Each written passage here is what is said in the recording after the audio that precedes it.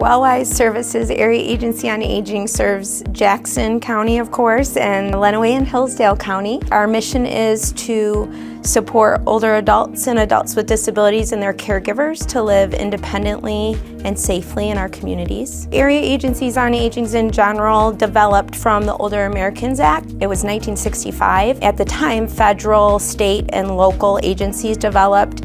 And in Michigan, there's 16 area agencies on aging that cover the whole state. Of course, we serve the 3 counties, and there's over 600 in the nation. So that's kind of our origin. This area agency on aging was established in 1974, which is similar to many area agencies on aging. We've grown along the way. When I arrived here about 12 years ago, we had somewhere around 40 employees, and now we have 81 employees that cover the 3 counties that help serve the participants that we serve. I've transitioned from Chief Operating Officer to Chief Executive Officer just effective May 1st of this year, so just over a month in. Previous to 2023, we were Region 2 Area Agency on Aging. Many of the area agencies on aging in the state have a regional number. At the time, as we were growing, we previously had an office across the street right here in Brooklyn,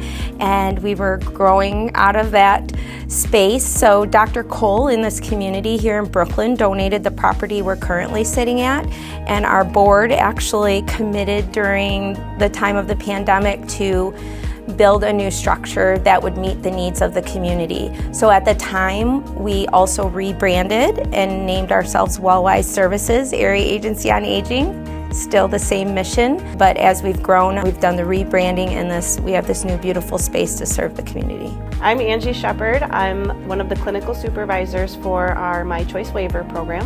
I am Deanne Matthews. I'm the Access Supervisor here at WellWise Services.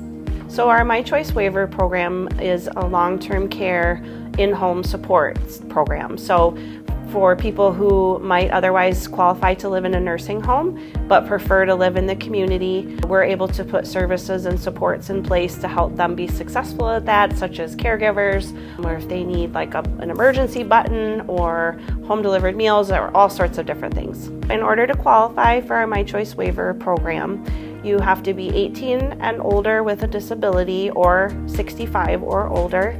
There are also some asset and income requirements that our eligibility department will assist them with working through so that they can obtain the Medicaid that they need to have to be on that program. We are open from 8 a.m. until 4:30 p.m. We try to always have a live person answering the phone. We also have people who are in the office that can take appointments or walk-ins if anybody is just needs some resources to help them along the way. They're able to stop by our office and work with somebody right then and right there. The different types of things that we help with would be anything for our internal programs, including our tiered care program, My Choice Waiver, Friendly Reassurance. We can also help with just about any problem or need, such as help with an energy bill or help finding housing. If we are working with somebody who doesn't look like they're going to qualify for any of our programs, we will kind of get to the root of their problem and see what other community organizations may be able to help them. And then we will give them that warm handoff or place the referral for them so their needs are being met by somebody. Our end goal is to get them some sort of help, whether it's through us or through a different agency. So our My Choice Waiver program serves over 700 participants in our service area, and the majority of them are probably in Jackson County because that's the highest populated area that we serve, but there's many in Lenawee and Hillsdale counties as well. We would walk you through whatever it is. We really won't turn anybody away if they're in need, even with our programs that generally require an age limit, such as our Options Counseling Department. They help individuals troubleshoot any issues or problems that they're having.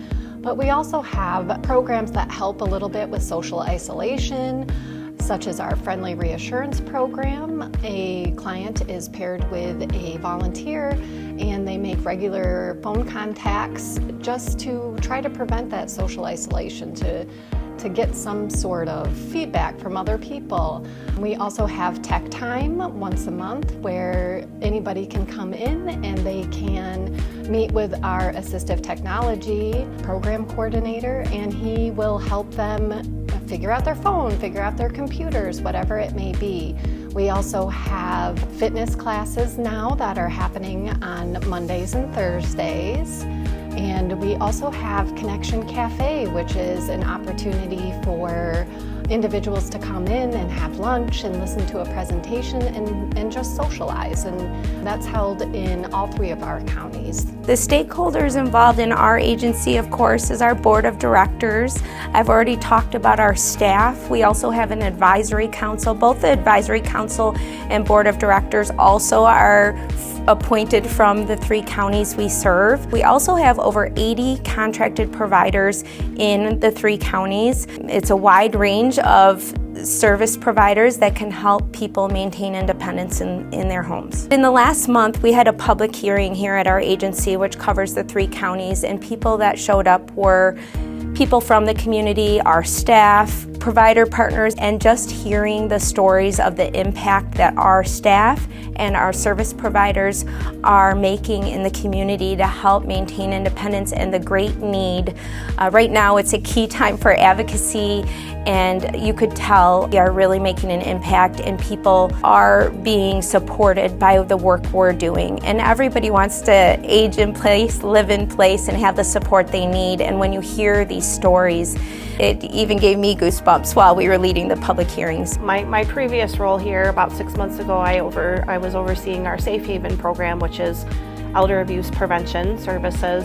And we had an individual who somehow his income, his bank account had gotten hacked into. He was being scammed. His money was being exploited. He was not able to pay his rent because of this. He got very behind in his rent. He reached out to us and we were able to refer him to one of our community partners to help remedy the exploitation situation. And then we were able to use our funds that we have available in Safe Haven to help him get caught up in his rent so that he could stay in his home.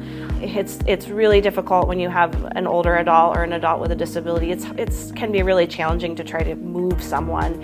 And also when you have an eviction on your record, that makes it hard to find another rental property as well. So I feel like that's a really good success story about that particular program and helping somebody who was victimized and made sure that he got back to where he needed to be and was successful at being safe and independent. One time when I was still working in the intake and referral department, I had a call that was assigned to me. It was an older couple. The gentleman was about 20 years older than his wife and had very severe dementia, which was causing health concerns for his wife as well, in that she was needing to try to take care of this big man, and she was of a smaller stature. And they came to us thinking that there was absolutely no help for them other than she was thinking of just leaving him because she couldn't take it and it was costing her her own health. So we went through the assessment process for the My Choice Waiver program, and we were able to enroll the husband, which got help in the home for him and also for his wife, and they ended up being quite successful in their home with the supportive services through the My Choice Waiver program. I think that the community can help support our mission.